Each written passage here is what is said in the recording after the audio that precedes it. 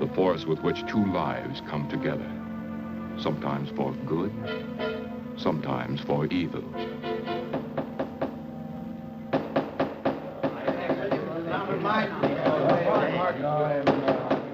I say, Williams is out of line on this. I'm definitely against it. Seems to forget we have our stockholders to answer to. Phone Mrs. Williams, Della. Tell her to be ready in about an hour, and I'll pick her up. Yes, Mr. You phone San Rafael and see if those papers are on the way over from the executive. Yes, Will.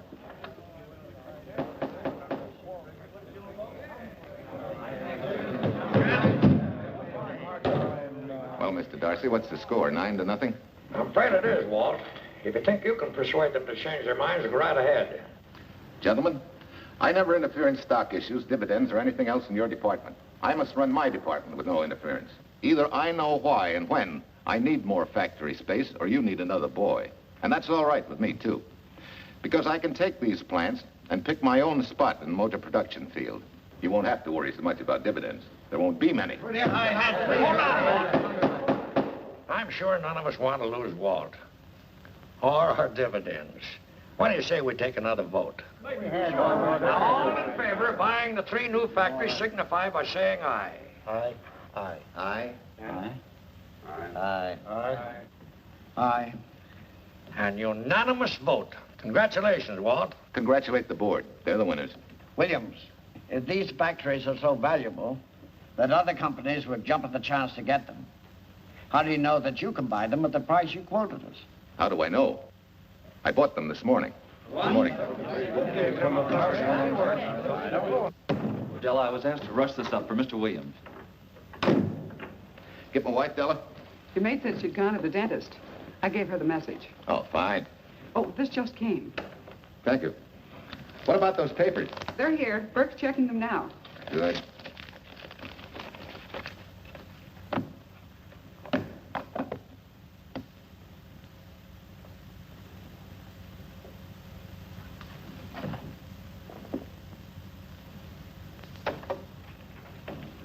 Congratulations, Walt. Take a look at Clause 4. Those provisions haven't been clarified yet. Oh, no? I wanted to leave for Tahoe right away. Get Judge Deering on the phone, will you? Never mind. I can get faster action if I run out to San Rafael myself and stick with him till I write. Yeah? Mrs. Williams on 3. Oh, put the blueprints of that new diesel in, will you? I want Jackson to see him. Hi, Duchess. I'm afraid now we won't be able to leave till about 5 o'clock. What? You're not going with me, but I counted on it. But I thought as soon as Dr. Harris took care of whatever it was, I'd feel better. I don't. Stupid thing still aches, and I certainly wouldn't be a very desirable driving companion. No, seriously, darling, you run along and buy your little factories and hurry home. I'll send you back to the office. And cheat me out of my goodbye kiss? Not a chance. I've got to drive over to San Rafael. I'll stop on the way. Love me? Bye, dear.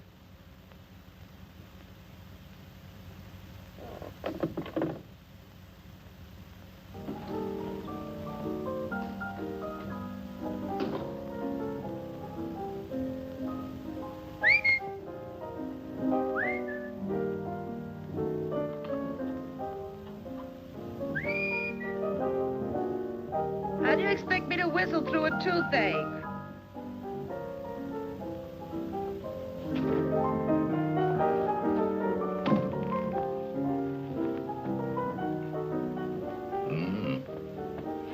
Nothing in the whole world smells as sweet as you do, Duchess. Certainly don't feel sweet. I was grouchy as an old bear. Well, old Doc Williams can give you something to fix that. Close your eyes. Relax now. Take a look at that and see if you don't feel better. Oh, Walt. Oh, darling, it's beautiful.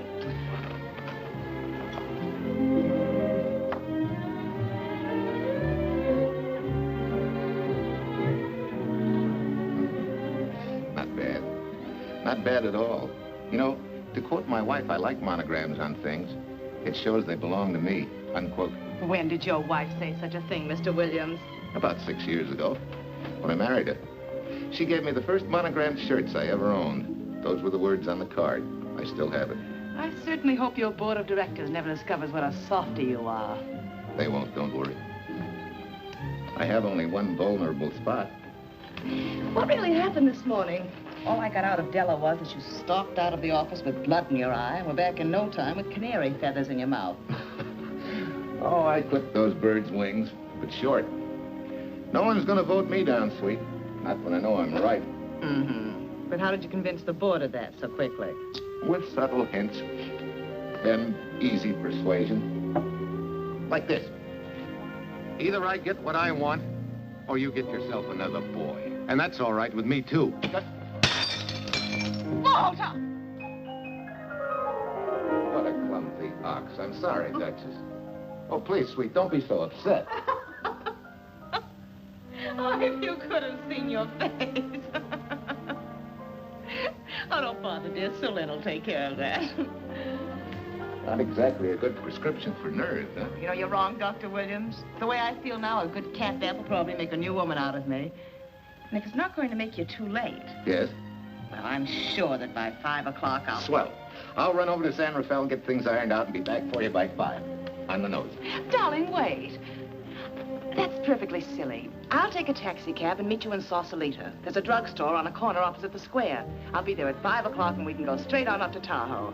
That'll save you all that late afternoon traffic and all that time it'll take to come and pick me up. Smart woman, my wife. Thinks of everything.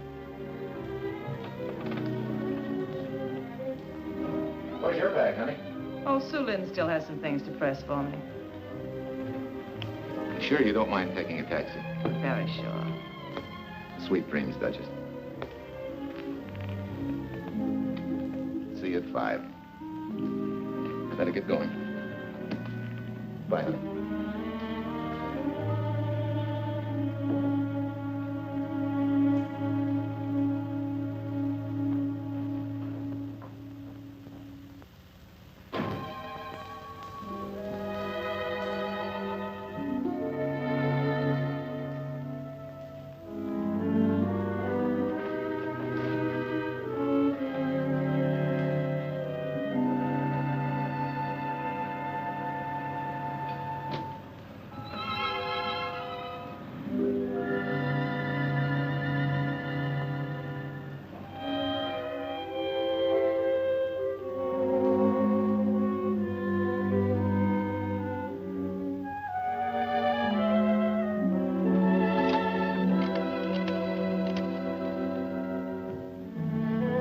Long distance? I want Berkeley 79721. Hello. Ah. Hiya, beautiful. Yeah.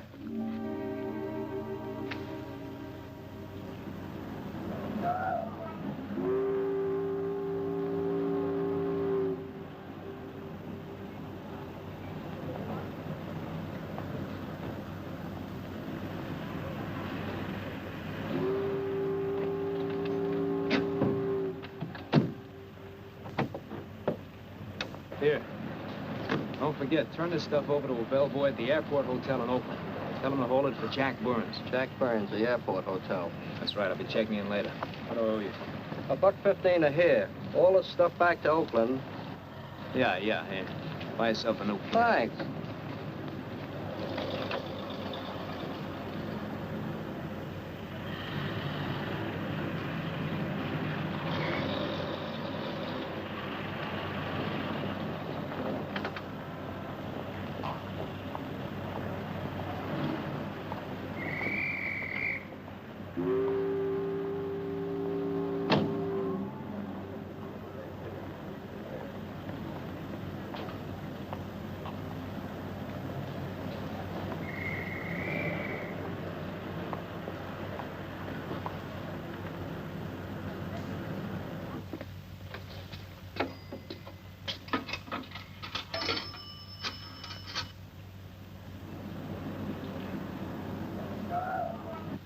Hey, where's that new woman who was going to meet me? It's after 5 o'clock.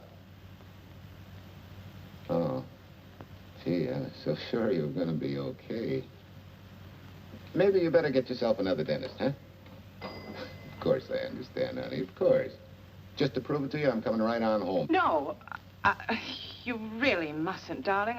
I'm going to be perfectly all right, really. And besides... Besides what? Well, I've done something you're not going to like. You remember Aunt Margaret back in Illinois? You mean the old gal in Evanston? I'm way ahead of you. How much? Well, it isn't money this time. It's another relative. Her favorite nephew, Jim Torrance.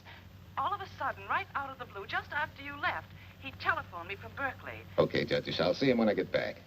Well, you don't understand, dear. You're going to see him right away. I'm what? Well, all he seemed to want was to be able to get back to Illinois, so I... So you buy him a ticket. That's easy. Well, it isn't. I offered to, but he got huffy and said he didn't want any handouts, and... Well, without thinking, I told him we'd pick him up and give him a lift as far as Denver. I won't say I'm getting exactly an even trade for you, but where do I find this guy? Well, he should be there right now. I told him to be on the lookout for a cream-colored roadster, just in case we fail to recognize one another after all these years. Oh, darling, you're such a lamb. Are you sure you forgive me? What do you think? Well, I better run along or Cousin Jim might get nervous. Take it easy, sweet, and miss me, will you? I do already. Don't drive fast. And please take care of yourself. Softy. Goodbye.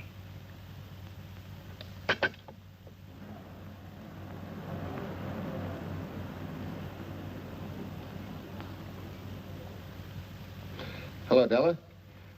Yeah, Mrs. Williams wasn't able to go with me. Now, while I'm going, you see that she gets her roses every morning. That's right. But this time on all the cards, put love from Softy. Yeah, S-O-F-T-Y.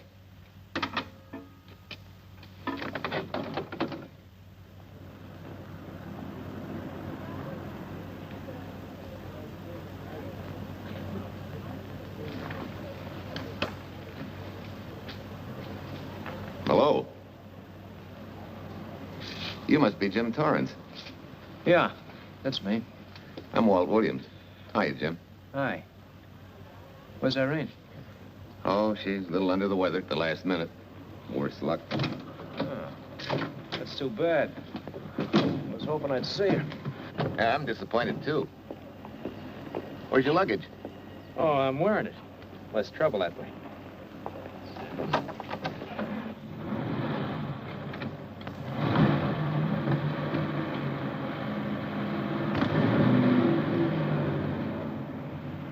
Irene tells me you're heading for Illinois. Yeah.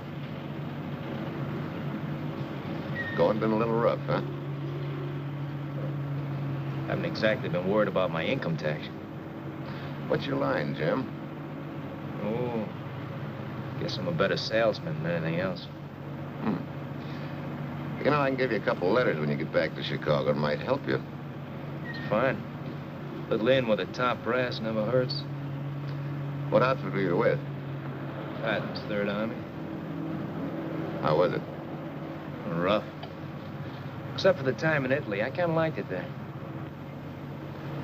Patton's outfit never got to Italy. Of course. But most civilians never know or care, and I figured you didn't either.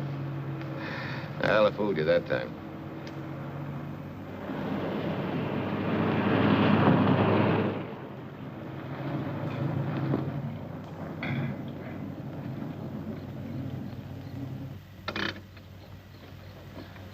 Our last chance to chow for a while. How about it? No, thanks. I grabbed a hamburger while I was waiting for you. I can still taste the harness.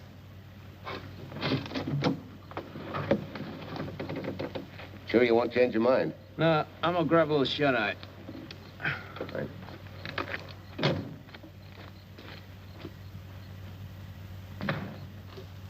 Chicken sandwich and a Coke. One chicken sandwich. Chicken sandwich coming up.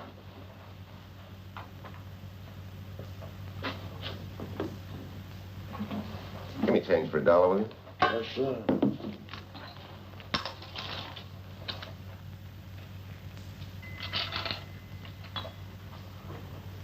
Thanks.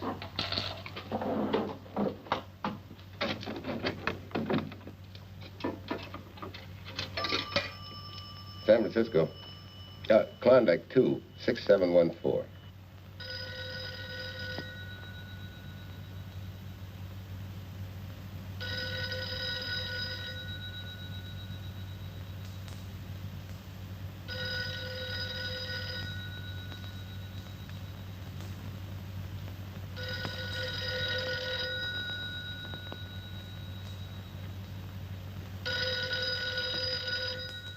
Klondike 26714 does not answer.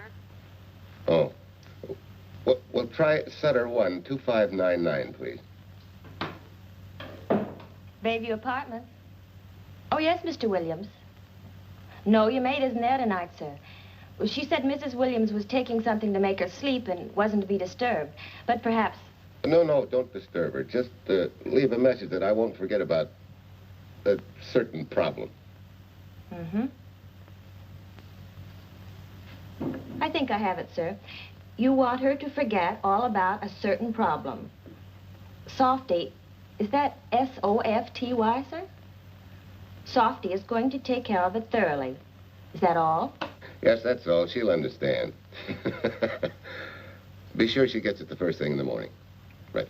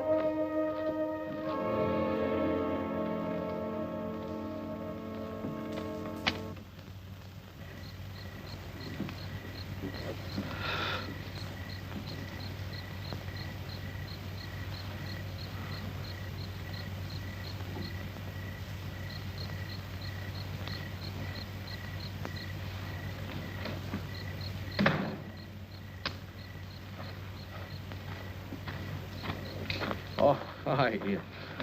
It's been so long since I've been behind the wheel of anything but a Caterpillar or a Jeep, I had to find out what a real buggy feels like. Why don't you drive for a while? Oh, swell. Nothing would suit me better.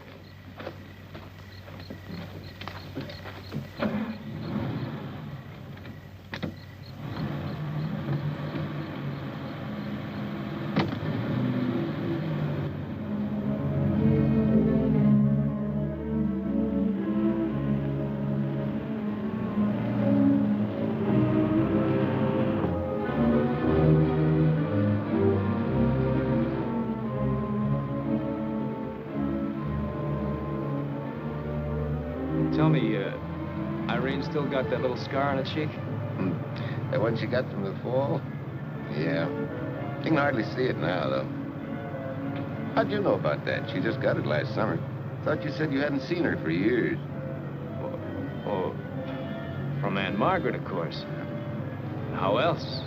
She always sends me the news in her letters.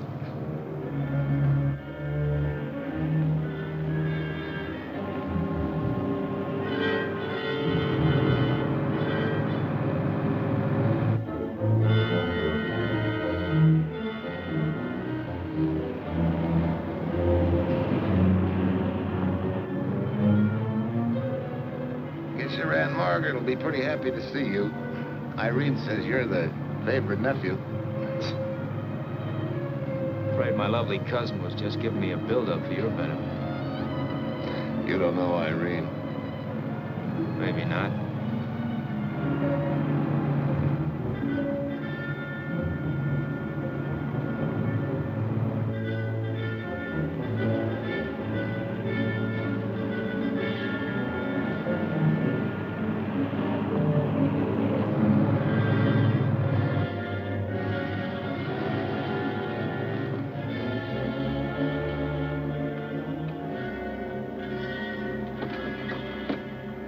What's the matter? I think we got a flat.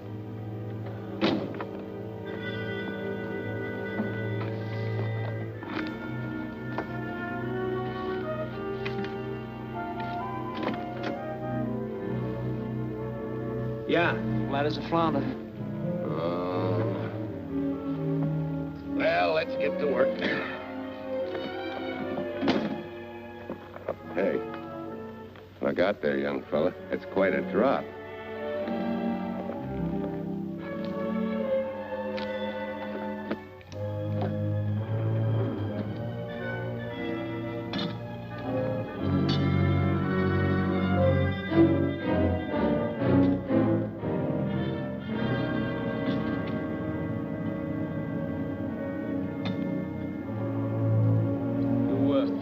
You got a flashlight? I think I have. Get the jack. I'll take a look.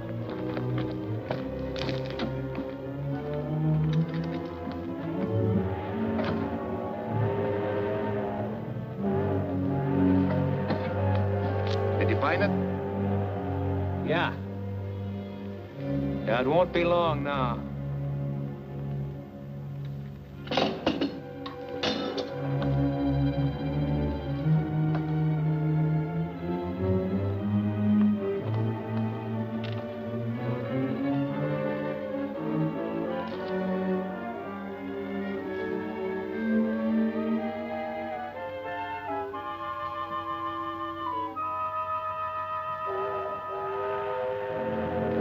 Come on, let's get going. Wait a minute. Did one of your cufflinks fall out? Huh?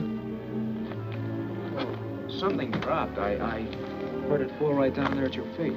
Well, he must have rolled under the car.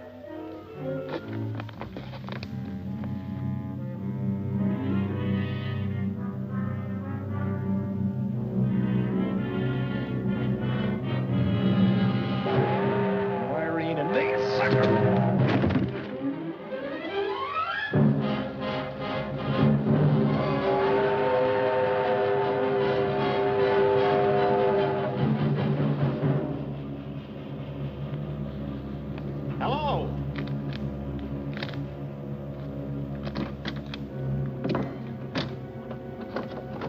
Need a hand? No. I'm all set now. Okay. Good night.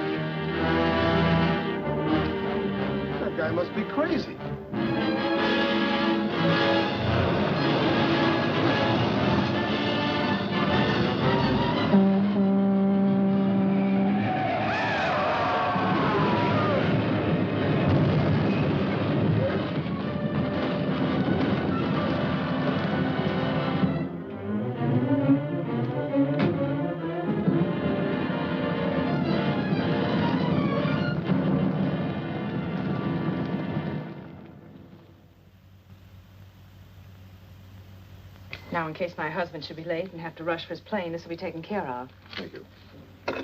Tell Mrs. Burns the 302.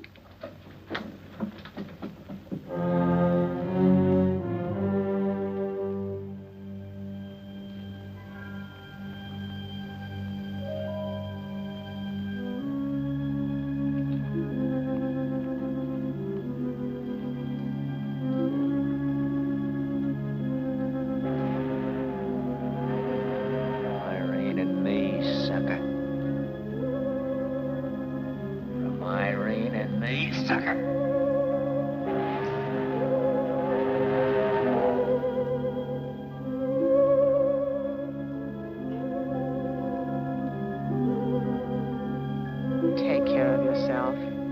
Softy. Softy.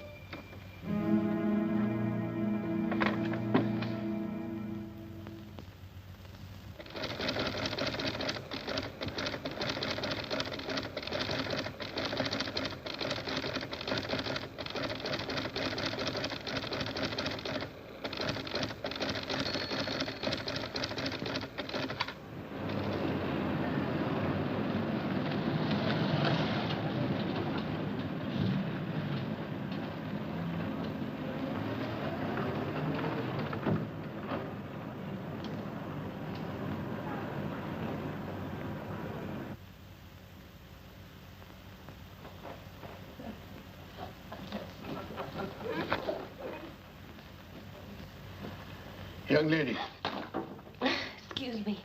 I want to see Mrs. Walter Williams. I'm sorry, sir, but she left orders not to be disturbed. I'm sorry, too. Lieutenant Quincy of the police department.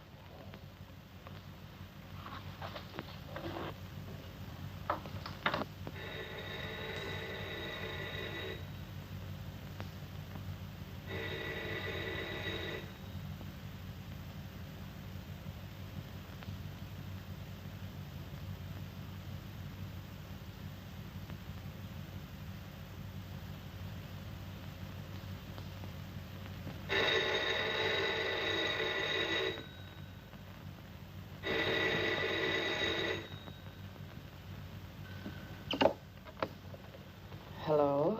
I thought I left orders not to be Oh, I see. Ask him to come up, please.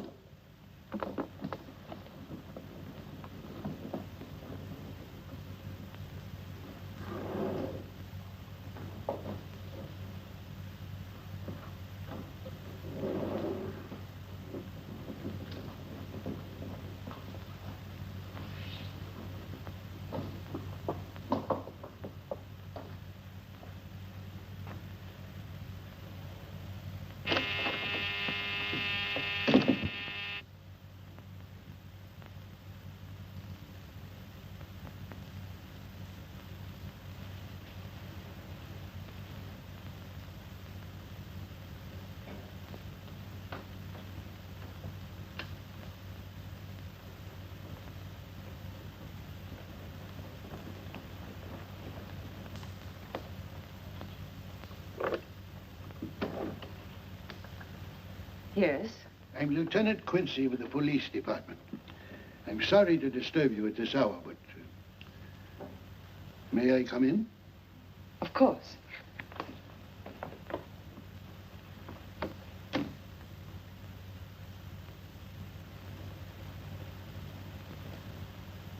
Well, Lieutenant? Did your husband go on a motor trip late this afternoon? Why, yes, he went to Denver on business. Why? Was he driving a Packard roadster? Yes. Is anything wrong? I'm afraid there is. Won't you sit down? Has something happened to my husband? Yes, Mrs. Williams. He's dead, isn't he? Yes. Oh, Walt, I knew something like this would happen. I begged him time and again not to pick up hitchhikers. But it wasn't a hitchhiker, Mrs. Williams. It was just an accident. He ran into a truck, a gasoline truck. You mean there was fire? He must have been driving pretty fast. I don't think he felt anything after the crash.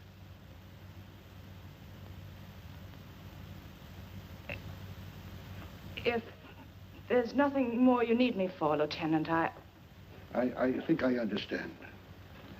And may I say you've taken this with a great deal of courage.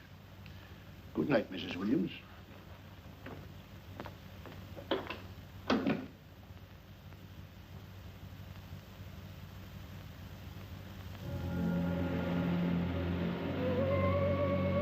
Take care of yourself. Softly. From Irene and me. Softly.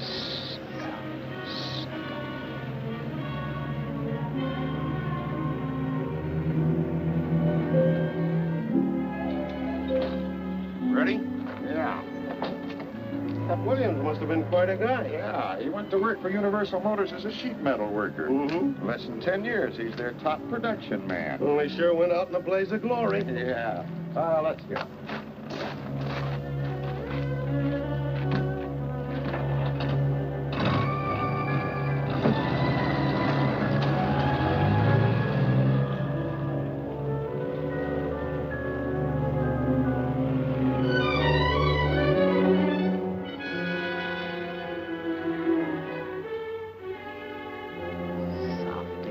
From Irene and me. Sucker. Sucker. Sucker.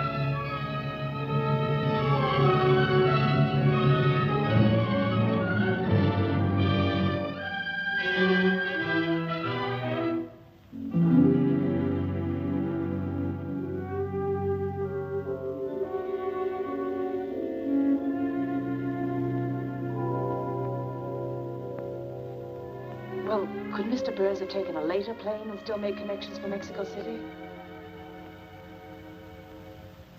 I see. Thank you. Yes? It is some telegrams for Tai Tai.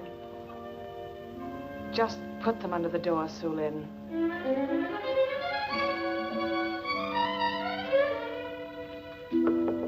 Please, Tai Tai, a policeman Quincy most anxious to see you. Ask him to wait, Su Lin.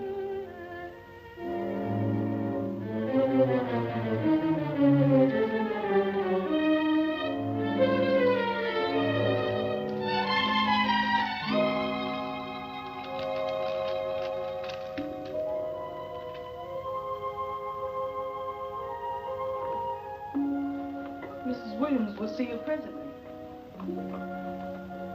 Will wait, please.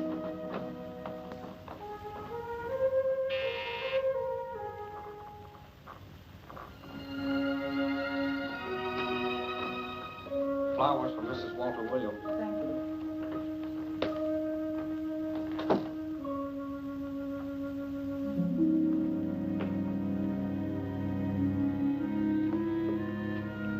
Roses like Mr. Williams always sending when he's away. You seem to have been very fond of Mr. Williams. Su Lin is honored to have served him 5 years, and he...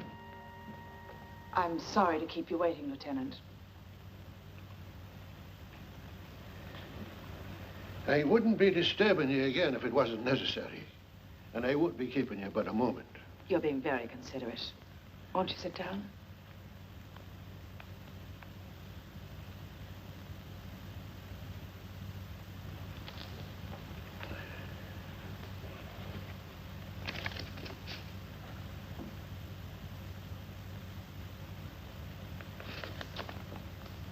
Everyone's been most thoughtful. And why shouldn't they be? Forgive me. I'm all right now. What was it, Lieutenant? The state police would like to have some information. They found some wavy skid marks for quite a distance on the road, as if the car had been out of control when it crashed. Tell me, was Mr. Williams a reckless driver? Why, no. He was a fast driver, but certainly not reckless. Well, was he a heavy drinker? Quite the contrary. Well, what about his health? Could he have had a heart attack and lost consciousness before the accident?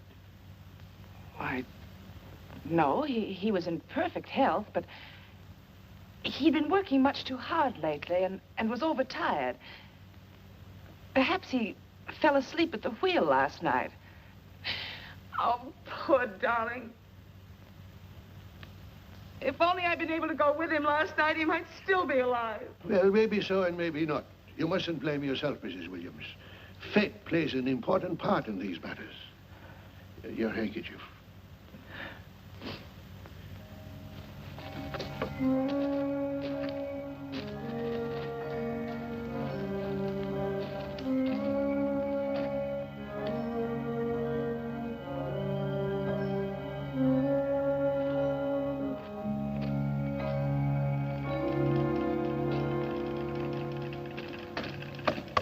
When's the next train to San Francisco? 10 a.m. tomorrow. You sure there isn't one sooner? No, I'm sorry.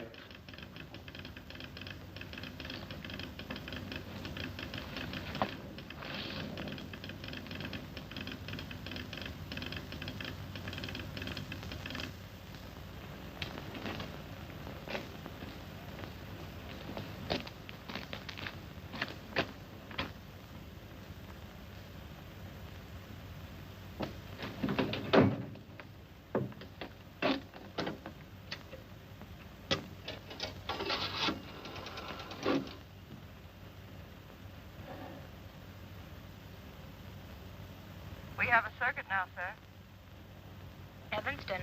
Calling Mrs. Margaret Hubbard's residence in Evanston. One moment, please.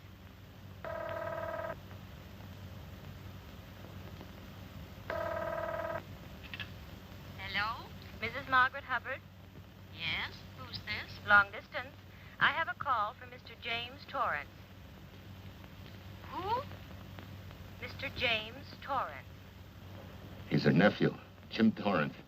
The call is for your nephew, Jim Torrance. I haven't any nephew, and I don't know any Jim Torrance.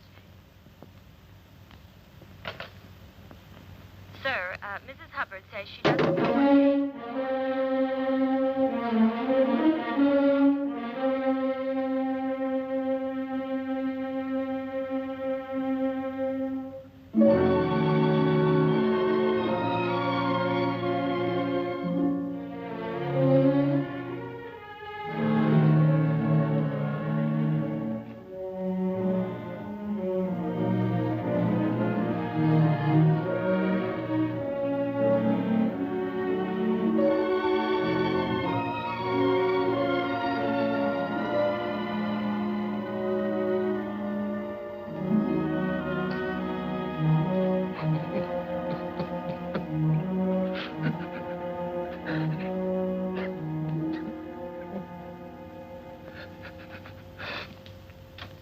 What's the matter, son?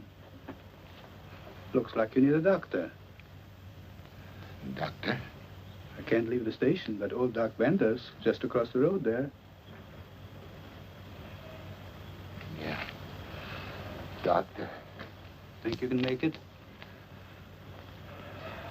Yeah. I'll make it.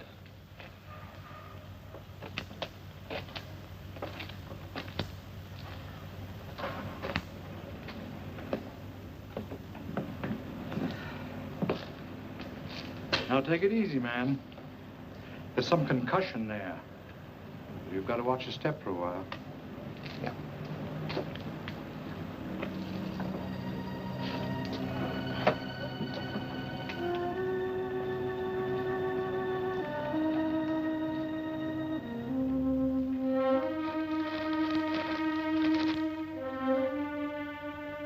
Walter Williams' beautiful widow, who by her own request sat alone in the family alcove during the service.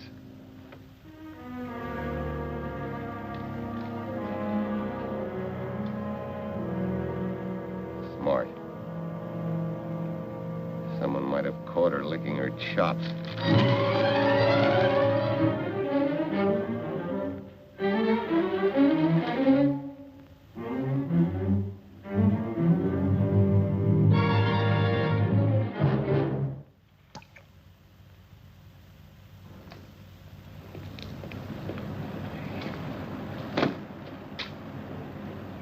Hey, what's that? Walter Williams. Hey, ain't that the guy that... For the love of Mike, what's that briefcase doing here? He's dead. They did him a dirty trick if he ain't. Hey, now, wait a minute. Don't touch it. We better turn it over to the police.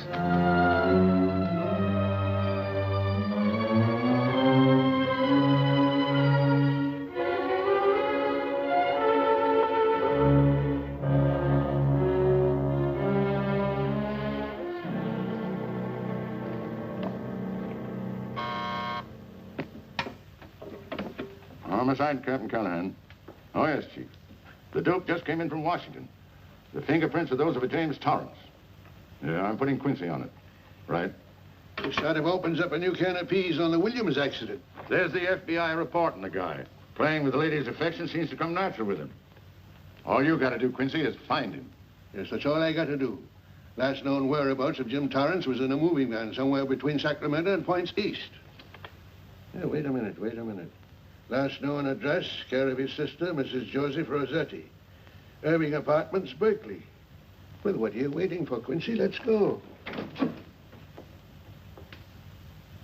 Did Torrance leave any forwarding address? No, he said he was going to send it to me.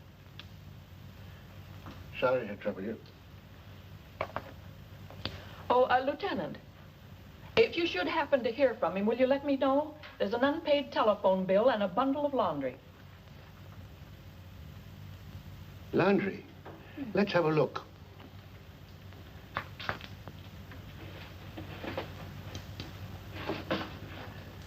I may have to take this along with me. Not without a receipt, you don't. You mean you don't trust the police? In my business, you don't trust anybody. Mine, too. Holy St. Valentine's Day. Look, he had the same thing on his shirts, too.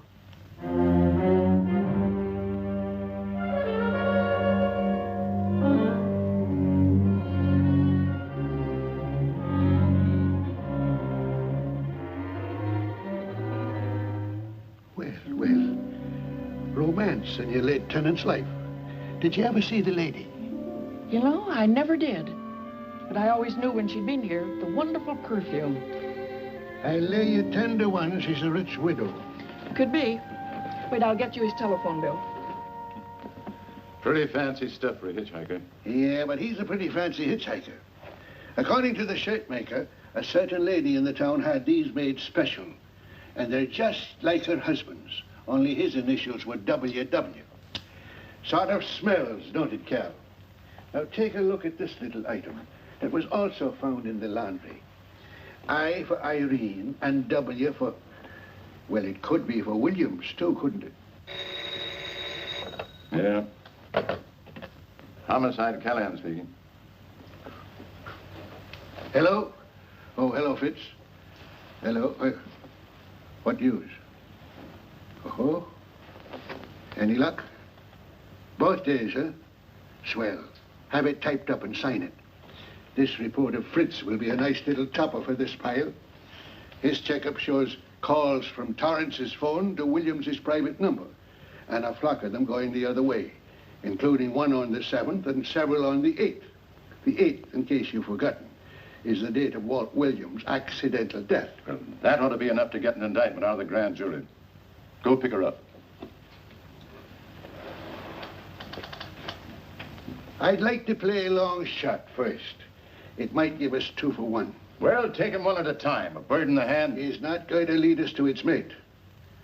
I'd like to give the lady a little more rope. Well, Thanks. I thought you'd agree.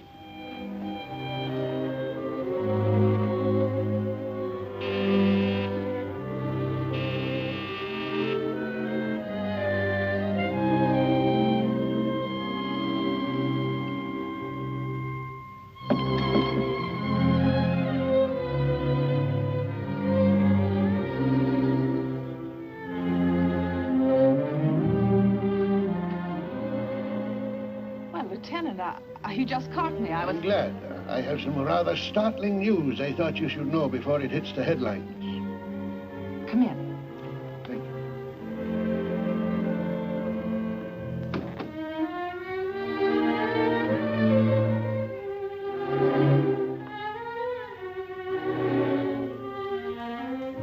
Sit down, won't you, Lieutenant? Thank you.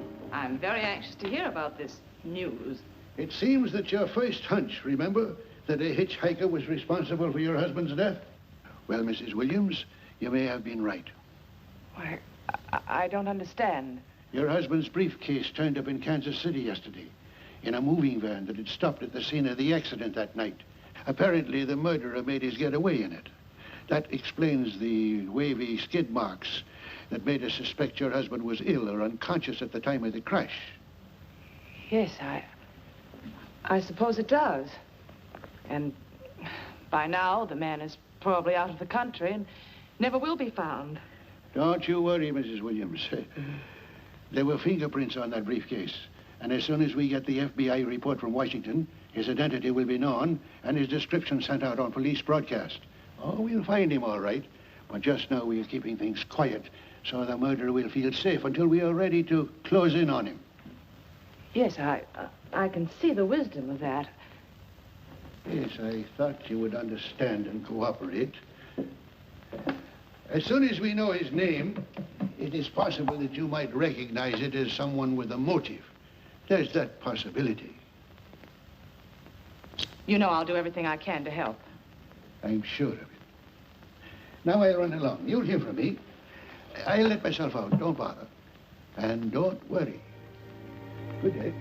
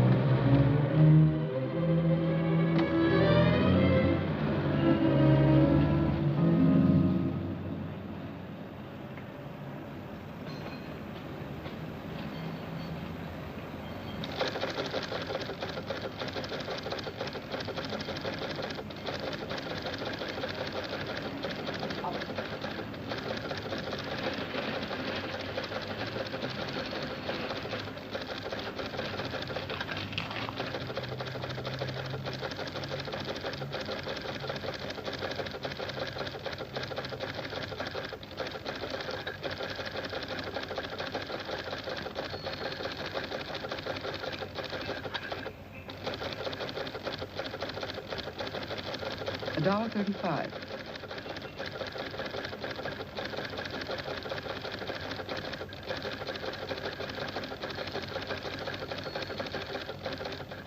See, everything after the letter J in the first name has been obliterated by heavy writing over it. The only impress letters legible are those between words or before them, like RNS at the end of this name here, and the Hotel Santa here before the word Evanston. Well, Tom, don't you think it's about time you retired? Why, there isn't even evidence there of Mrs. Williams' intent to communicate with Torrance. And who do you think should be the path to the telegraph office to wire to? The League of Decency? I'll tell you what I think, that you should have brought her in when I first told you to. By the time you get her now, she'll have figured out a way to tip Torrance off. He'd be that much tougher to find. Not unless she's tipped him off from your office. Ernie's got her on ice waiting for you.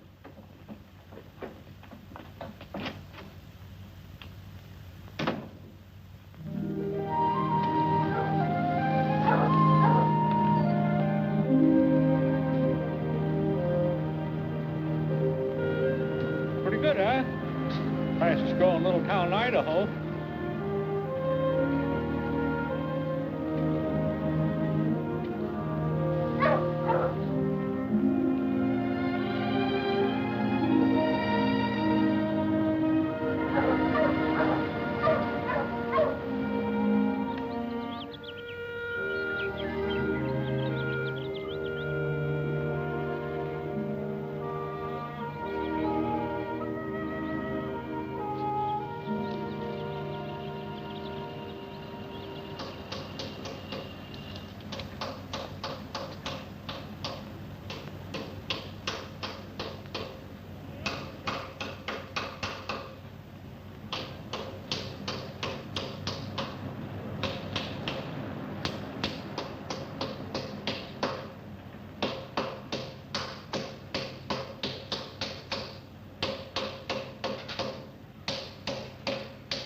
Have a heart, son. You trying to wreck that engine? Oh.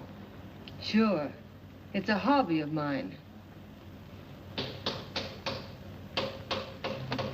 The way you're going at it, you can't miss.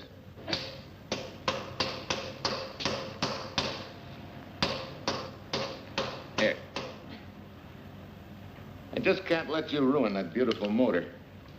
Start her up.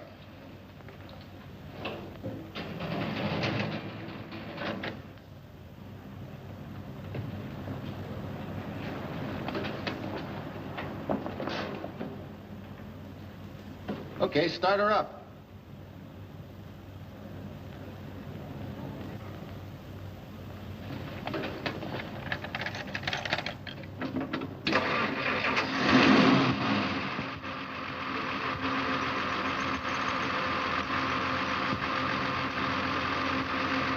Shut her off.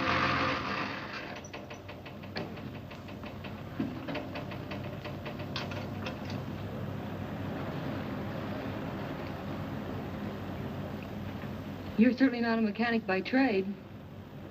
Hands like that. Maybe it's a hobby of mine.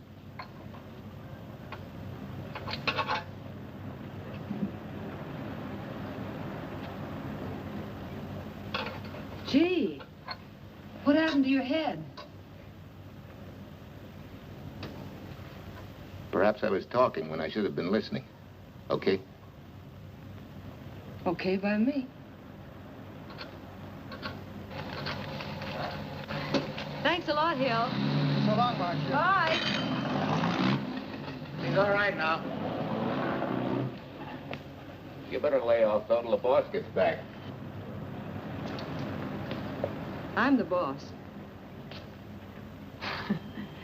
I guess the new cars are a little bit over my head.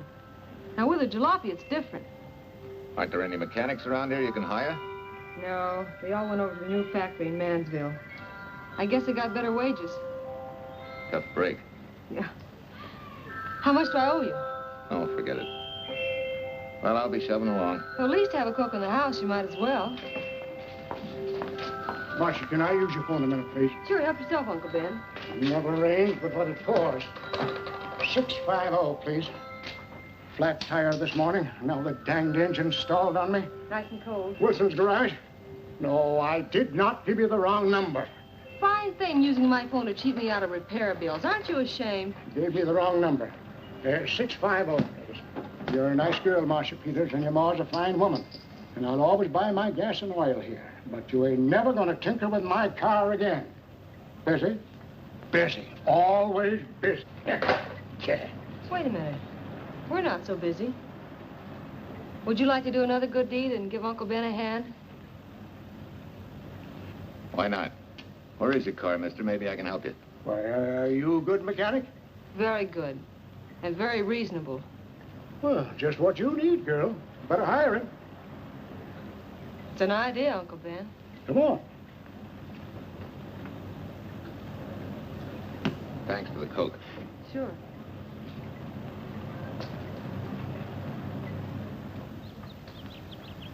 Well, I got Uncle Ben fixed up all right. Nothing but a sticky carburetor valve. Bye. I hope he paid you. What for? It only took a minute. You're certainly not money conscious, stranger. There. This is no kind of work for a girl.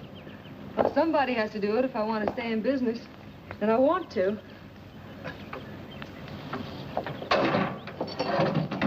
Must be some business that you're better suited for. Couldn't you lease this place to somebody? Sure. I did while my husband was overseas. But when he was killed in Okinawa, well, we'd made a lot of plans for the future here. And I had a hunch he'd like it if I took over and tried to make a go of it. Takes more than a hunch to do that. I got along famously. Business has been fine until lately when the help got short. Could be again. If I had a good mechanic. Yeah. You sure need one, all right. Well, for Pete's sake, say yes or no. Do you want the job or don't you? You mean you'd hire me without knowing anything about me? You can repair automobiles. What else do I need to know? Except your name. Well? Why not? Sure. I'll try it for a while till you get someone permanent. The name's Bill Walker. Okay, Bill, it's a deal. And maybe if business gets real good, you'll want to stay. Well, don't count on it. Where'd this go, on the rack? Yeah.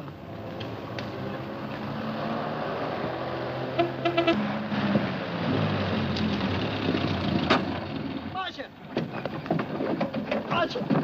It happened! It's a boy, 8.5 pounds. Pair of shoulders like a prize fighter. Well, congratulations, Papa. How's Jane? Ah, perfect. Everything's perfect. Gotta get down to the store and tell the gang. Almost forgot. Oh, gee, thanks, Ed. I'm sorry, I won't have enough for the gang. Yippee!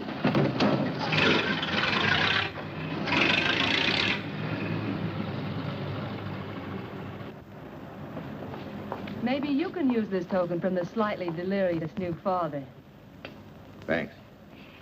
Say, we haven't settled the matter of wages yet. Maybe I can't pay your regular salary. Suppose we leave that open till you find out how much I'm worth to the business. Doesn't seem to be any business right now. Might be a good time for me to get rid of this beard and find a place to board. We live right next door. I'll go ask Mom. She'll know of a place. Sort of a peaceful house. I noticed it this morning. Oh, gosh, I forgot. She's down helping Mrs. Wellesley with her canning. Mom finds homes for everything from stray cats... To stray mechanics? Well, you're not a stray anymore. I'll go phone. Pearl? 674, please. Hello, Miss Wessler. May I speak to Mother? Hi, Mom. I've got some good news for you. I hired a man for the station. Yeah. No. Nobody we know. He's from out of town. Needs to place a board. You got a good one up your sleeve? Okay. Says she has to meet you first to come home for supper. Huh? And do you like apple or cherry pie? Cherry. Cherry it is, Mom. See you later. Oh, now I gotta get rid of this. Hey, where's the nearest barber shop? The one and only, just up 2 blocks. Tell Judd you're working for me. When you get back, we'll close up and go home. Thanks.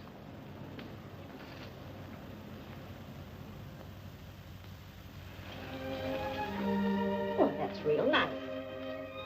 You must have had a good bringing up, young man. Thank you for the young man. We thank thee, O Lord, for thy bounty, and ask thy blessing on this food and on the new friend who shares it with us. I hope you're good and hungry, Mr. Walker. Who wouldn't be? Mar, she eats like a sparrow, with all the hard work she does, too. May I have your plate, please? Well, she can start taking it easy now. Boss, the help. Thank you. She never takes anything easy. Has to put her whole heart and soul into everything she does. Well, now that you're through with me, Mom, how about Bill? Have you thought of a place for him to stay? Well, why can't he stay right here? We have a spare bedroom going to waste. And I think you like my cooking. Like it? That's very kind of you, Mrs. King, but it seems an imposition. Imposition, nothing. That's good business. I can get back what I pay you in board and room. Well, Marcia, what a thing to say. If you'd like to stay, we'd like to have you. We have some more vegetables. Mrs. King, you have a boarder. May I have a biscuit, please? Oh, excuse me.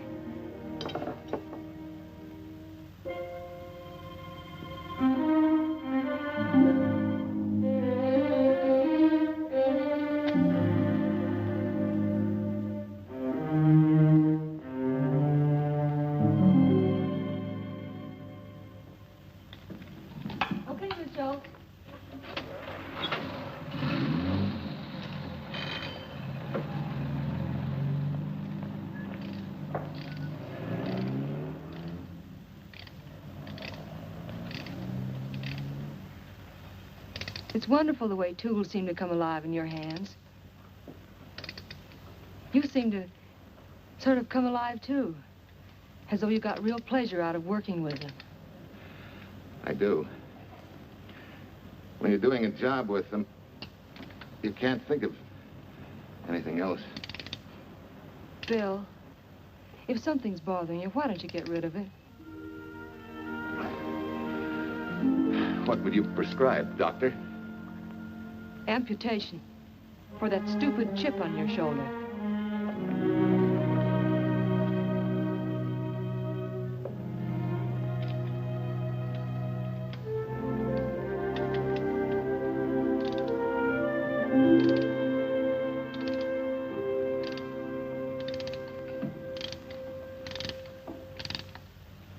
What you need is a ring job. Save yourself some money. Gee, Bill, with the baby and everything, I just can't afford it now. Oh, we'll take care of that. Hey, boss. How's Ed's credit? Good enough for a ring job?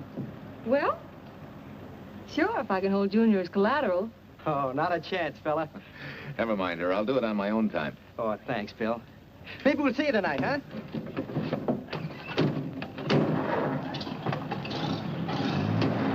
Some shoulders, huh? Yeah. Some father, huh? Bye, Marcia. Bye, Marcia. Bye. Nice kids. Hey, was Ed clowning about their being hard up? No. Things have been pretty tough for him ever since he got out of the service. Fix a car for him, Bill, and only charge him for the labor, okay? Then he gets it for free. I'd already figured on knocking that off. Say, we could make it an anniversary present. Anniversary of what? Junior's arrival, and mine, 3 months ago today. Time certainly flies. That was a lucky day when you came to MP service. Your work's been bringing in a lot of business. I'm glad of that. Hated to have fallen down on Mom and you. Say, look, boss, why don't we three celebrate tonight and go to the movies? Ed said he and Jane were going. Well, that lets Mom out. She'll be babysitting. I'd love to go, Bill. I haven't been in ages. Here's your opportunity. Go to work.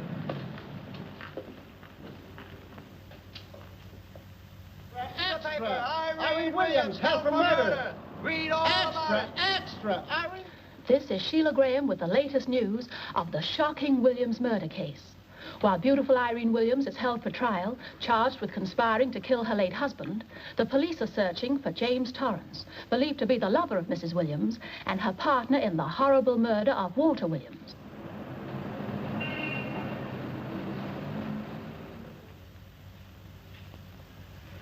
If I'm handling your case, my dear Mrs. Williams, I want 1/3 of everything you get.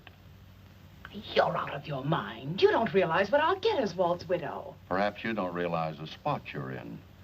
Torrance's fingerprints were found not only on your husband's briefcase, but, in a manner of speaking, on your reputation as well. There's a detective named Quincy, a very smart cookie. He isn't exactly for you. Frankly, Mr. Warner, I'm beginning to wonder if my attorney is for me. Underestimating the enemy's ammunition would scarcely be wise. Now, if we can get to trial before Torrance is found, they'll never get a conviction. But... But what? If he shows up, we may have to fry him. Oh, no. Let's not cross that bridge until we have to. But if it comes to a choice, we're not going to burn, are we?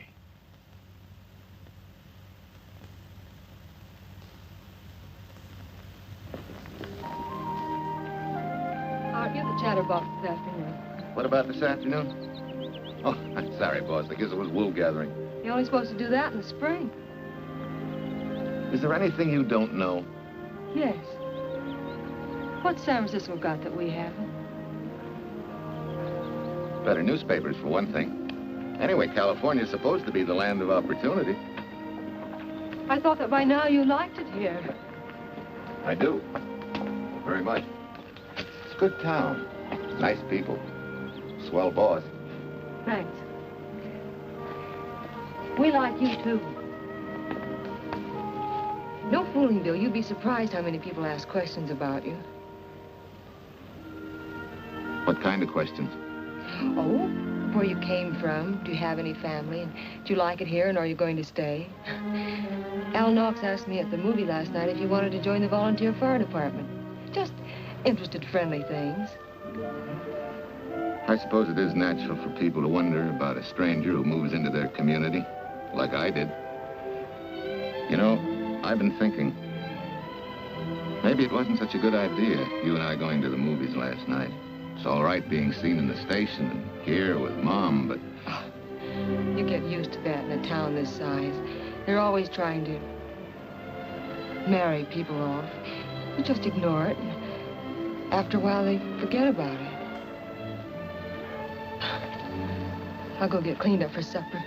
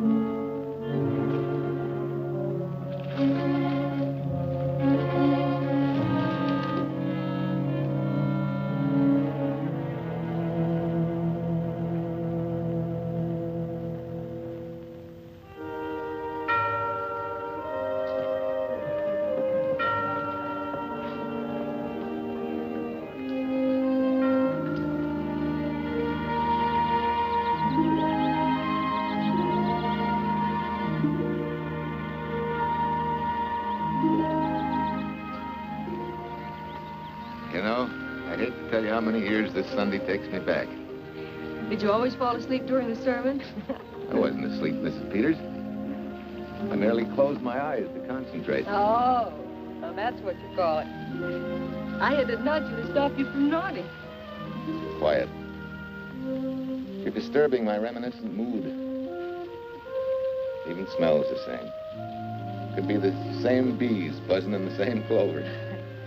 As they say, you can take the boy out of the country, but... A rolling stone gathers no moss. It has to stop rolling sometime, doesn't it, Bill? Sometime, maybe. We grow a very becoming shade of moss here in Larkspur. Don't you think? You grow a lot of nice things here. Anyone in particular? You'll have to skip the answer to that one. Someone tore it out of the book. You're married, aren't you, Bill? Yep. That's right. You must have loved her very much to have been hurt so deeply. To be so afraid of someone, even yourself. Maybe it's better that way. Then no one gets hurt. Bitterness and hatred hurt everyone. Can't you see, Bill? They're like a wall that shuts out all the sunshine from a garden and lets everything wither. Make room in your heart for something else, can't you? I guess this is my day for sermons. Sorry. As Mom would say, you never get rich minding the other fellow's business. Hey, that's a flyer. I'll be seeing you.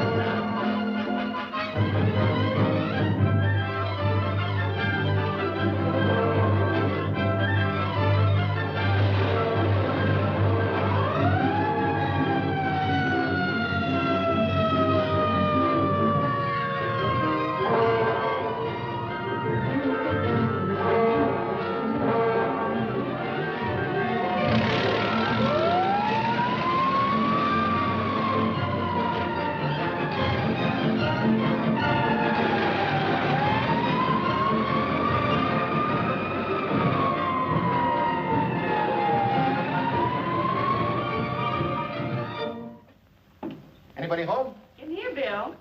Mrs. Wesley sent a couple of jars of peaches. Said you helped her can them. Oh, thank you. When I delivered the doc's car, he insisted that I have a bite with him. Where's the boss? Took a book back to the library for me. Huh? What a day. Hey, what's the idea? Are you darning my socks? Well, I thought a drawer full of holy ones isn't doing you much good. I found it when I put fresh papers in your bureau yesterday. You have a heap of things that need mending, haven't you, son? Does Marcia know? Do you think I'd tell her? This is your problem, Bill. Because I found out about it doesn't give me the right to tell anyone else, not even Marcia. When you trust folks, you trust them, and you give them a chance to work out things the way that seems right to them. How can one little woman be so big? Don't forget, it's a lot easier to be tolerant and understanding at 50 than it is at 25. Yeah, Mom. I'm going next door for a while. Grandma Thompson's ill.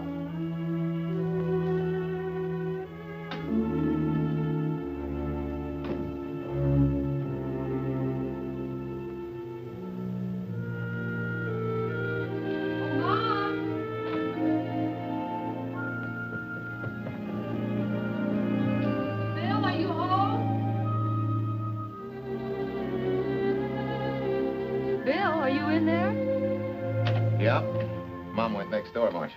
Hi. Do you work awfully late? Oh, about 6. Anything wrong? Come in. I want to tell you something. I'm checking out. Has something happened? No, just... I'm doing what I should have done a long time ago. Moving along. But why, Bill? My name isn't even Bill. There isn't any Bill Walker. I'm Walter Williams. The late Walter Williams. Walter Williams? I don't understand. You may not even after I've told you, but at least you'll know the whole story. Sit down, please.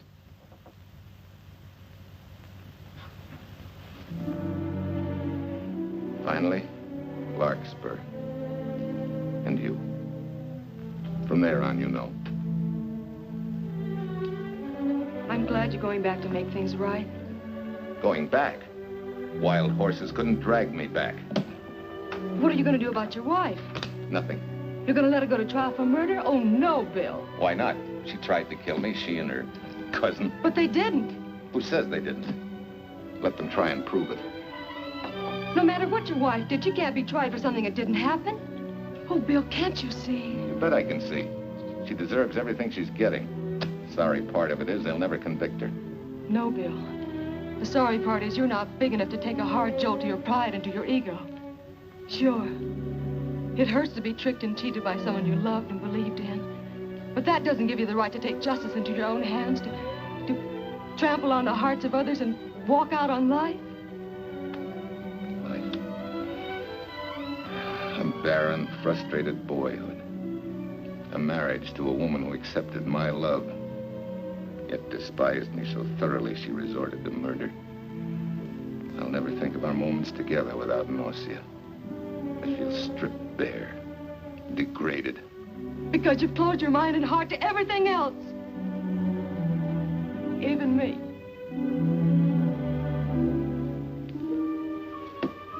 Oh, Bill, please. Don't destroy the one chance we have for happiness. We haven't got a chance. Doing the right thing never works out. I know. In this world, you turn the other cheek and you get hit with a lug wrench.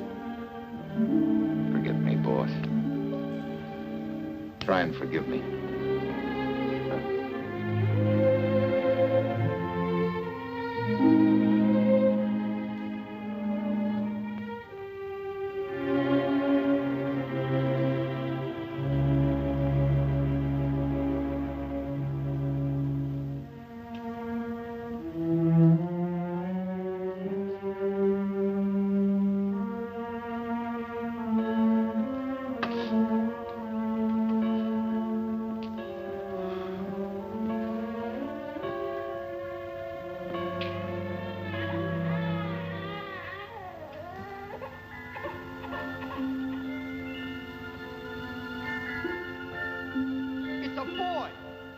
Shoulders like a prize fighter.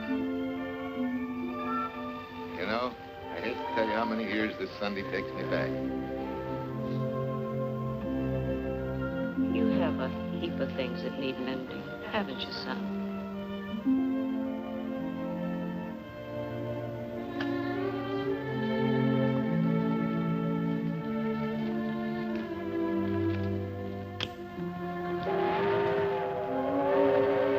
Take care of yourself. Softly. Irene and me.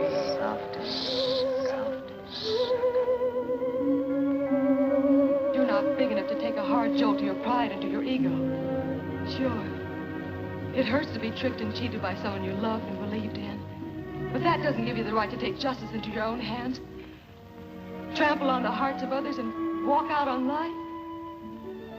Oh, Bill, please. Don't destroy the one chance we have for happiness.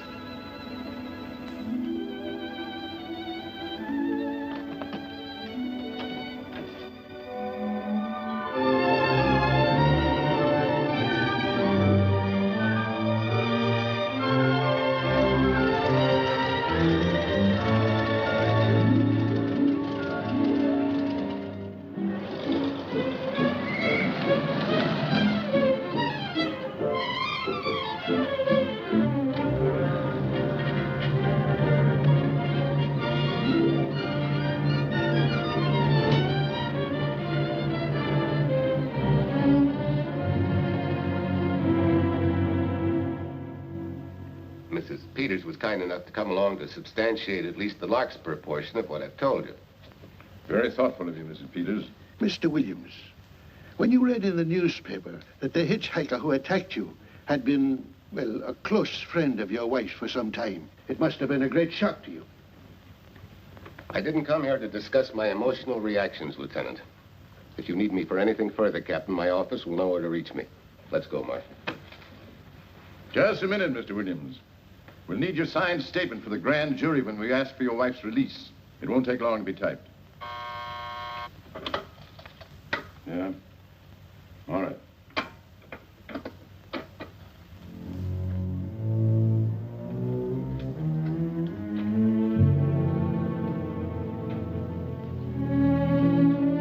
Come in.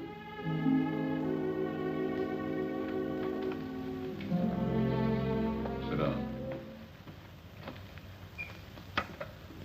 Mrs. Williams, we have news for you. Really? I can scarcely wait.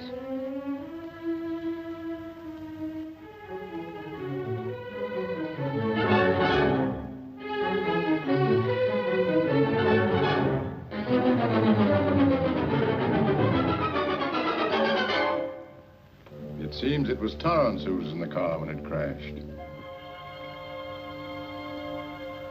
Jim? Dead?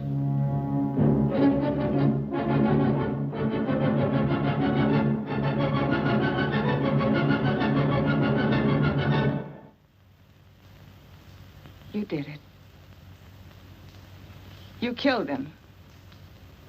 No. He tried to kill me.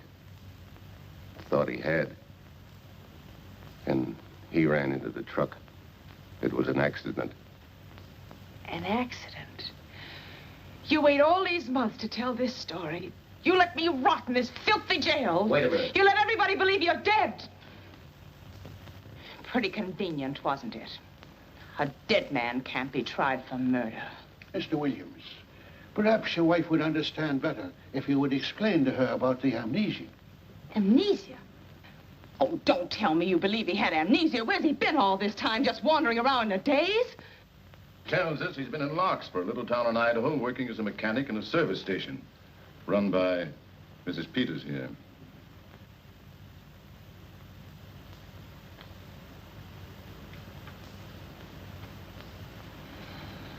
I understand perfectly.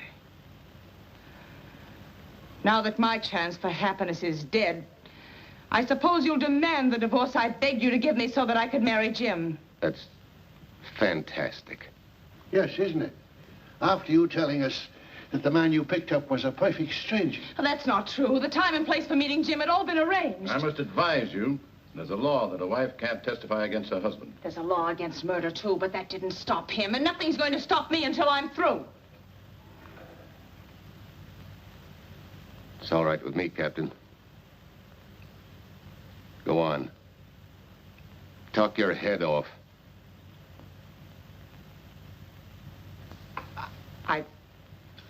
I was to have gone with him to Denver. He insisted on it, although I was quite ill. Several hours before we were to leave, he came home. There was a violent scene. He threatened to kill me unless I agreed to give up Jim. And I wish he had. This is incredible. Not one word that she has said is true. Then you have nothing to worry about. Mrs. Williams, was there a witness to the threats you mentioned? No. Unless the maid overheard. She was in the apartment. In fact, she picked up the pieces of the vase that he threw at me. Where's she now? I don't know. She left me suddenly after all this began. Please, could the questions wait? I feel rather ill. Will you have Mrs. Williams ready for the grand jury at 10 o'clock tomorrow morning? That's all.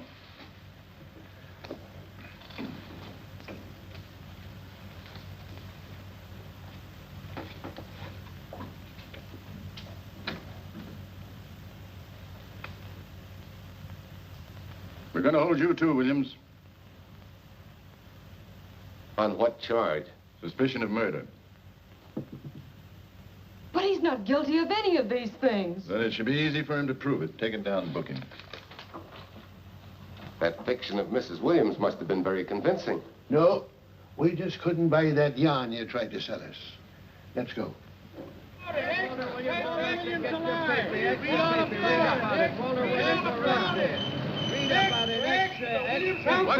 What's three? White, freed, and murder charge. Extra, get your paper. Walter Williams charged with murdering wife's lover. Extra, get your paper.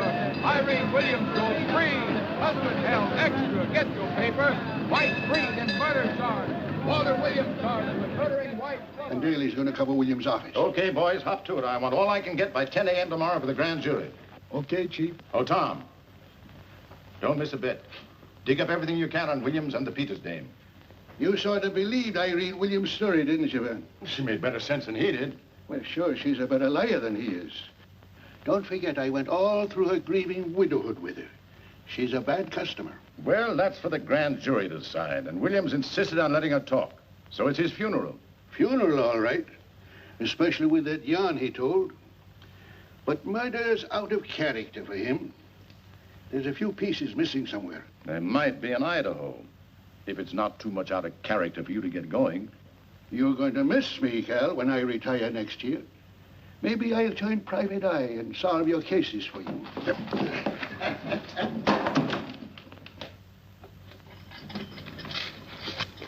Hi, Williams. Mr. Williams? Thanks. Got a deal from the bottom here, don't you? Sorry, Williams. Okay, Williams.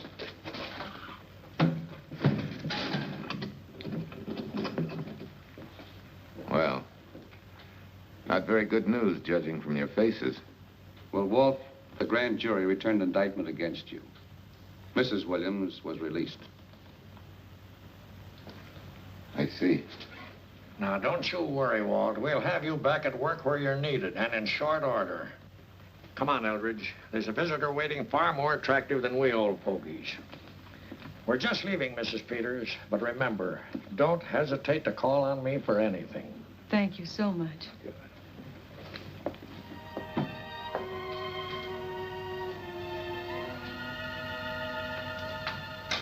Hi, boss. Bill, what have I done to you? If it weren't for me, you wouldn't be here. If it weren't for you, I wouldn't be. I came back here because I wanted to believe in the things you do. I still do, no matter what happened. Will you do something for me? Go back home, where I know you'll be taken care of. Not a chance. You'll have to think up a better reason than that to get rid of me. I'm a big girl now. I've just been to Larkspur, Williams, where I found these newspaper clippings. Of course, some of them are 3 months old, but you seem to treasure them, so I brought them along. So? I don't think they exactly substantiate your claim of amnesia. As if you were interested in substantiating any claim of mine. Now, let's get one thing straight. Most people, when they get in a jam, think the police are only interested in the prosecution. Our job is to get the facts, the truth. And the truth never hurt anyone but the fella that lied. Unless he was a beautiful woman. Oh, quit kidding yourself, Williams. You made the boner. I had no more to do with Torrance's death than you did. And out of the whole population of Northern California, you just happened to pick up a hitchhiker who happened to be your wife's boyfriend. Ah, have a heart, Williams. I suppose you'll tell the truth when you take the stand, but you better have some mighty conclusive proof if you expect the jury to believe it. Wait, Lieutenant. Bill, we all know you're not guilty, but we're going to need help to prove it, and need it badly. Lieutenant Quincy can't take sides, but if we're right, he has to be on ours. And I have a hunch he wants to be. Why don't you tell him the whole story? All of it. Please. I'd like to. Quincy, very much. Guess I should have told the whole truth in the first place. But I wanted to clean this mess up with as little scandal as possible.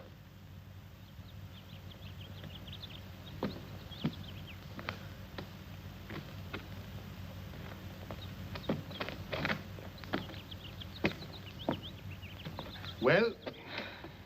No sign of the lug wrench or anything. My dear Mrs. Peters, will you please stop trying to be a detective? How many times do you think the police have combed this spot for any kind of evidence? Now, be a nice girl. Take Mr. Williams' advice. Go back to Larkspur. What time is it? It's only 4 o'clock. We still have time to go back to town and go on our hunt for Sue Lynn. Now, look here, young woman. You've had me on the run since early morning. But, Lieutenant, the maid seems to be our only hope now. We've got to keep looking till we find her, that's all. That's all? Wait. She was naturalized, wasn't she? Suffering chopsticks. Quincy, you dumb flatfoot. This Sue, what's her name, was Chinese born. If a port of entry was San Francisco, there'd still be a file on her, photo and all. Let's go. Back to town. Immigration.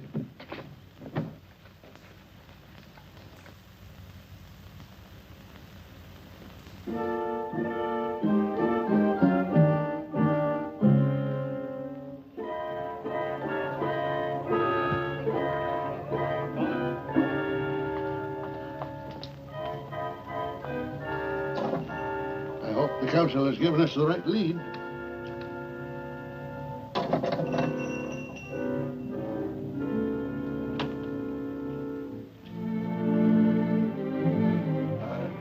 You are Singh? Understand? You savvy English? Also French, Italian, and Hebrew. May one ask what is desired? We're looking for Su Ling Chung. A Chinese consul said you were her uncle and might tell us what she is. This daughter of my brother, has she offended the honorable police? Oh, no. They just wanted to ask her some questions about Mr. Williams, the man she used to work for. Ah Singh's heart is heavy that he cannot lead you to her.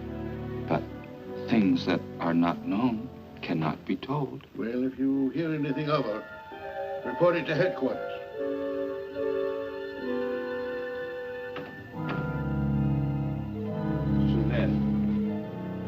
Untruth is not good for soul, and not wisdom when told to policemen. Better for the soul to be kind than to be wise. Sulin must keep silence to help in this matter.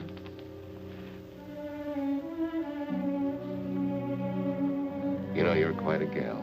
In case I haven't told you lately. You're just too easily pleased, that's all.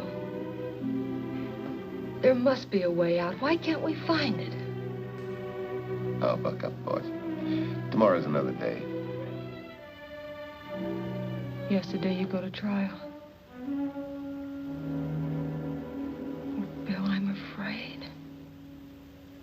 And the state intends to prove, beyond any reasonable doubt, that the defendant, Walter Williams, did, with malice aforethought, kill the deceased James Torrance, whom he knew to be his wife's lover. And that with his victim dead beside him, he drove his car into the course of an oncoming truck, jumping clear himself some seconds prior to the crash. And subsequently, he made his getaway in the back of a loaded furniture van. And for 3 months, as Bill Walker, he laughed at justice, but had imprisoned his unfaithful wife for conspiracy in his own murder. But then he decided that being dead cramped his style. He thought he could eat his cake and have it too. So he returned, most anxious to explain his long absence and to right the dreadful mistake that had imprisoned his wife for 3 months. Ladies and gentlemen, it was a cold-blooded, premeditated murder and must be punished to the fullest extent of the law. Call the first witness, please. Captain Callahan, did Walter Williams tell you what suddenly cured his amnesia after 3 months? No, he did not. But he did tell you the man that struck the blow which caused the amnesia was a total stranger, a hitchhiker he had picked up. Yes? And that he knew nothing of this man's identity or relationship with his wife until he suddenly recovered from his amnesia and heard or read the details. That's what he said. That's all. Thank you, Captain. Your witness, Counselor. No questions. No. I saw no signs of amnesia, but definite concussion. He was a bit evasive in answering questions, but not vague or unsure. In your opinion, Doctor, could this head injury have been caused by a fall? Yes. If the head had struck on some object, such as a stone or a metal pipe. That's all, thank you. Your witness. Dr. Bender, are you familiar with a tool known as a lug wrench for changing automobile wheels? I'm afraid I am, sir. I've had a regular epidemic of flat tires lately. Well, then, in your opinion, could this head injury which you treated have been caused by a blow from a lug wrench? Yes. It could have been caused by that, too. Thank you, Doctor. The ones with the earliest dates, you will notice, are heavily creased, as though they'd been carried in a wallet or a coat pocket. Thank you. Lieutenant Quincy, will you kindly tell the court where you found these newspaper clippings? In the bedroom occupied by Mr. Williams in Mrs. Peters' home in Larkspur, Idaho. Is this your handwriting, Miss Revere? Yes, sir. And that's the message, at least our record carbon of it. Would you read it to the court, please? June 9th, 8:32 p.m. Message from Mrs. Walter Williams, Penthouse D. Mr. Williams called, said he wants you to forget all about a certain problem, that Softy is going to take care of it thoroughly. Was there any other conversation? Well, I just asked if that was all, and he said, yes, she'll understand, and sort of laughed as if it were a joke and hung up. Some joke killing the wife's boyfriend. That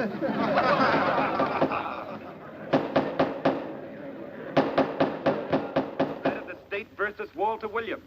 All the rounds so far have gone to the prosecution. And it was a grim-faced Williams who was returned to his cell this afternoon. What the score will be after he takes the stand is anybody's guess, but he's going to need some lucky punches to get a decision. And though Torrance struck with intent to kill, after telling you this is from Irene and me, sucker, you still telephoned Illinois to find out if there was a cousin Jim. You are hard to convince, aren't you, Mr. Williams? Is it so incredible that a man should fight against believing such a thing about his wife? Oh, that is very touching. From a husband who planned a trip on which he intended to destroy his wife and did kill her lover. That's a lie. Your Honor, I object to the conclusions drawn by the prosecutor and move that it be stricken from the records. But, Your Honor, there is a corpus delicti, remember, who was your wife's lover. Objection sustained. There's also her own story, which in front of witnesses you insisted she tell. And then we have your own two different stories from your own lips. One featuring a perfectly strange hitchhiker, the second an equally strange cousin Jim, without a questionable substantiation for either bit of fiction.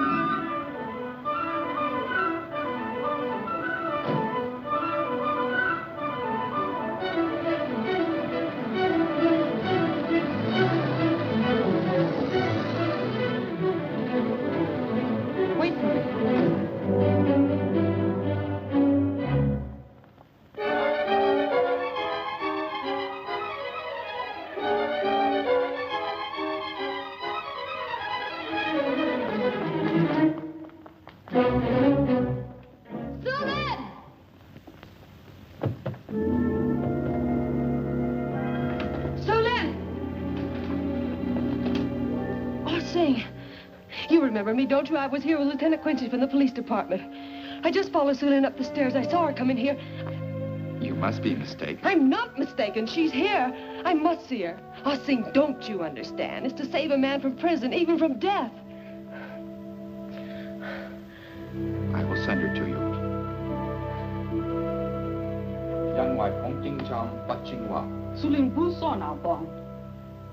Oh, Sue Lynn, we've been looking for you all these weeks. Mr. Williams needs your help so desperately. I cannot help. You must forget that you found Sue Lynn. Forget it? But you're his only witness. You're the only one that can help. Not as a witness. Only with silence can I repay his great kindness to me and my family in China. Why? For I heard other things. That most unhappy day. From Mrs. Williams' bedroom, his voice very loud and angry. A flower vase broken to pieces. He can explain all that. They do not believe what he's already told. That I heard anything would do harm. Don't you see?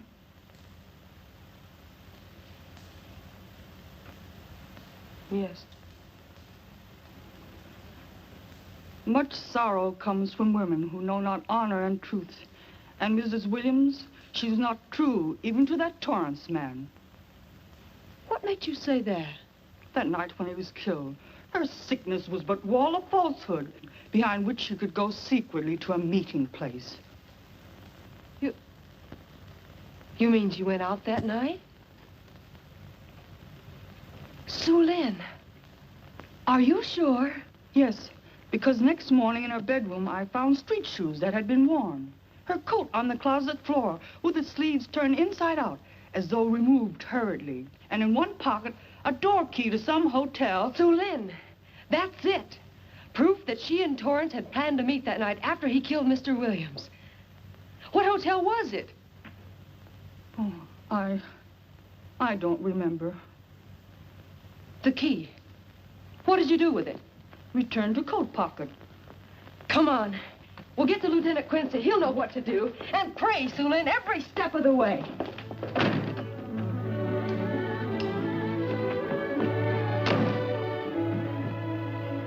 Now hold everything. Even if this long shot don't work out, we'll just keep on pitching.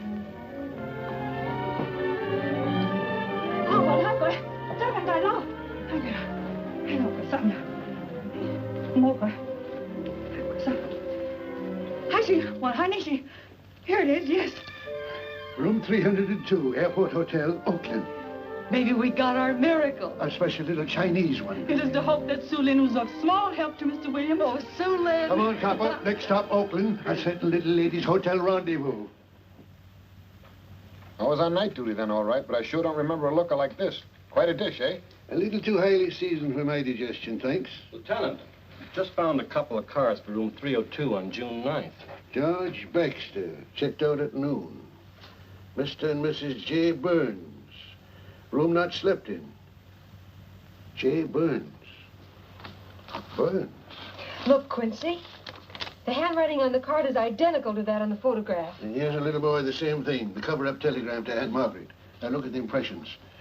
J here, and here RNS. J. Burns. That's the name she started a telegram to. Room not slept in. Say, I got that dame pegged now, Lieutenant. She said they'd be out of the room by midnight as her husband was catching a plane.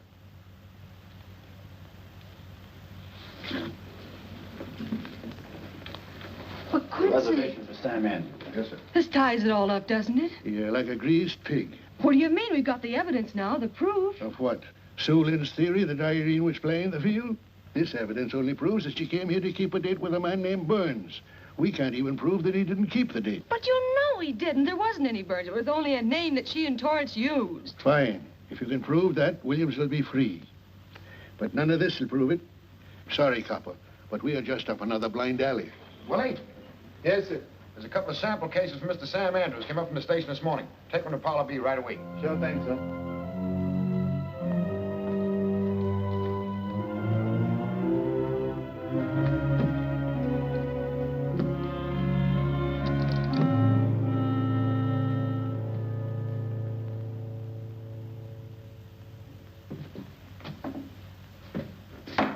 Seated.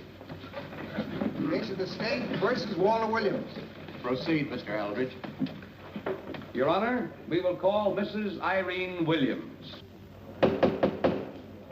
Take the stand, Mrs. Williams.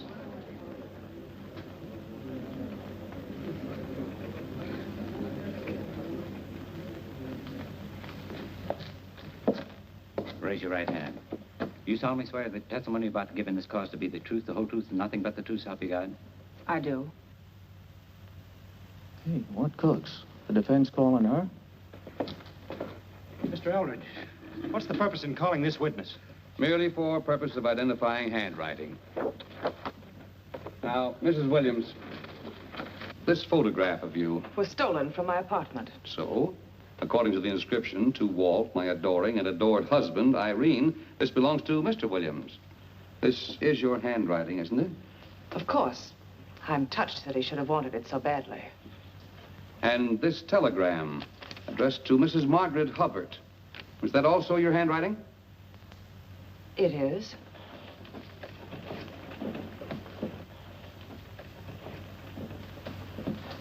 Now, Mrs. Burns, I mean Mrs. Williams, this photograph is inscribed to Jim, my adoring and adored Irene. Did you write this, too? I see no point in all this. Merely answer counsel's questions. Did you write it? I did. And these letters addressed to Mr. James Torrance, did you write them? Yes.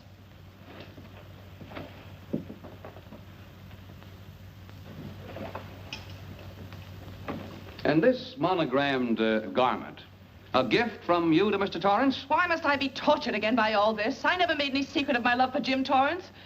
That's why he's dead. Your love for Jim Torrance. Yet on the very night he was killed, you had a rendezvous with a man named Burns, didn't you? I don't know what you're talking about. I don't know any man named Burns. I was at home that night, very ill. Oh, yes, the sleeping pills. Well, you must walk in your sleep then, for you spent at least part of that night at the Airport Hotel in Oakland, where you registered for Mr. and Mrs. J. Burns. Don't waste the court's time trying to deny it. This is the registration card that you signed at 9:20 p.m. And there's the room clerk who assigned you to room 302. And this, Mrs. Williams, is the key to room 302, which you very carelessly left in the pocket of a coat which was found in your closet yesterday. All right, I was there. Now you're satisfied. Not quite. This J. Burns, Mrs. Williams, was his first name Jack? Yes. Have you been in contact with him lately? No. How long since you've seen or heard from this Jack Burns? Well, I don't know. I don't remember. You bet she doesn't remember, because there isn't any Jack Burns, and there never was. That was an alias for Jim Torrance. And it was Torrance who was to have met you that night, after your charming little plot to kill your husband had been duly executed. It's not true. It's not true. I have bad news for you, Mrs. Williams. I can prove it's true.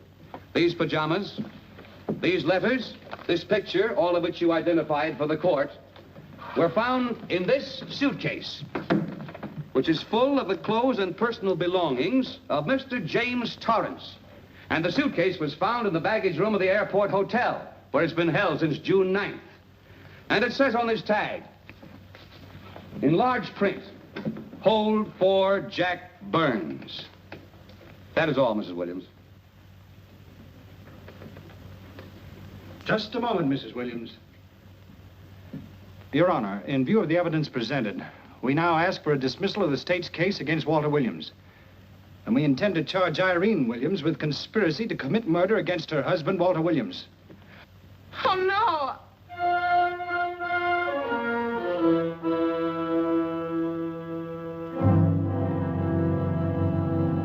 The case against Walter Williams dismissed. Court adjourned until 2 o'clock. Well, that's that, Walt. Congratulations, Mr. Williams. I haven't the words for it, Quincy, but we could never have made it without you. Ah, sure you could. You know, son, right always wins if you give it a little push, especially when you get a copper like this one to do the pushing. Well, I'll be seeing you. You know, it'll seem kind of strange being able to eat and sleep without someone getting in your hair all the time. Oh, fine, Walt. We're looking forward to having your hand on the wheel again. The Denver plants are waiting for you to open them. You think you can make it in the morning? How about it, Counselor? You bet you can. Oh, good. Well, I'll be running along. Well, you think you like Denver? It's okay by me, boss. Yes, impact. The force with which two lives can come together. Sometimes for evil, sometimes for good.